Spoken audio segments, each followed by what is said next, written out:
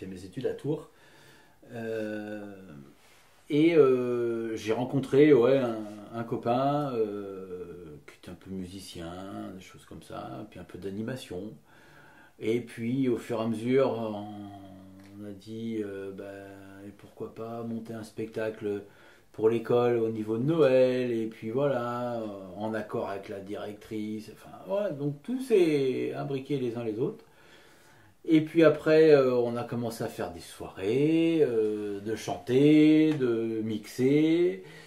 Et nous voilà à un moment officiellement animateur de karaoké à l'époque dans des bars, dans des trucs. Et puis voilà, c'est parti par là pendant donc la journée à l'école et le soir en événement, en karaoké, en autre. J'ai commencé à 17 ans. Et voilà, c'est là que j'ai commencé vraiment, donc sur le tard par rapport à d'autres ou quand on voit aujourd'hui les kids qui ont 6, 8, 10 ans, voilà. Moi, c'est vraiment très très tard. Alors, tu parles d'animation, mais il me semblait que j'ai cru comprendre qu'il y a le chant aussi. Ouais, il y a le chant aussi. Le chant, il est arrivé, ça a commencé là avec le karaoké. Je me suis dit, ah bah ouais. Et on a fait quelques soirées, on faisait des petits apéritifs en chant, en duo. Mon copain de l'époque, là, lui, était un peu pianiste, un peu guitariste. Donc on faisait des soirées comme ça. Et oui, ça a commencé là. Donc un peu autodidacte et puis à s'entraîner les uns les autres. Et après, je suis arrivé par la force des choses, quelques stages à faire et je suis arrivé en club de vacances. Est-ce que tu peux nous raconter un moment de grande satisfaction professionnelle? Il y en a plein.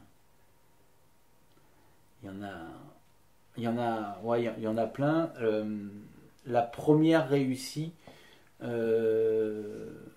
donc la première du spectacle que j'avais créé avec mes amis, avec d'autres artistes, d'autres animateurs en 2003. Et quand on a bossé, et que à la première salle comble, et que au final on est tous là et la salle est debout, je me revois encore, je me dis waouh, putain on l'a fait. Et ouais, ça c'est une sacrée satisfaction professionnelle. Et je me rappelle encore, à côté de moi il y avait une fille, enfin une artiste aussi qui était danseuse et chanteuse. C'était Elodie. Et elle me dit dans l'oreille, elle me dit, putain, grâce à toi on l'a fait, t'es un putain de showman. Et j'ai encore ces mots qui résonnent là. Et je me dis, waouh. Et ça, ouais, ça c'était une. Après, voilà, il a continué. Qu'est-ce qui fait que quand tu en parles, t'as les yeux qui brillent aussi fort? Ouais, eh ben écoute, parce que c'était le premier que j'ai créé, mis en scène quasi tout seul. Je me suis fait aider voilà, de mes amis, d'une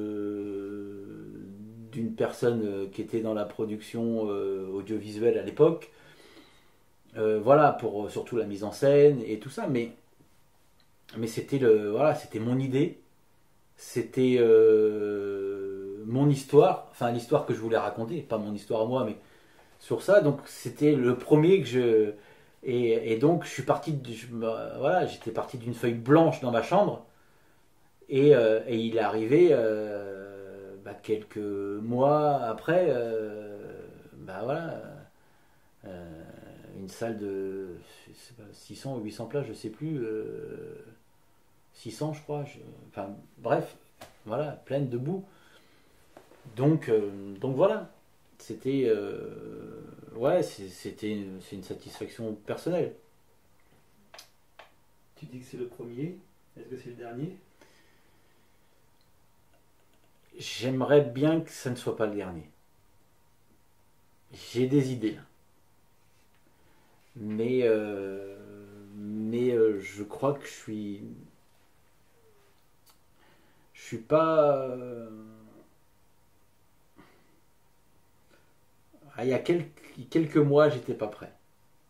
Là, je commence à l'être voilà, pour me pencher dessus.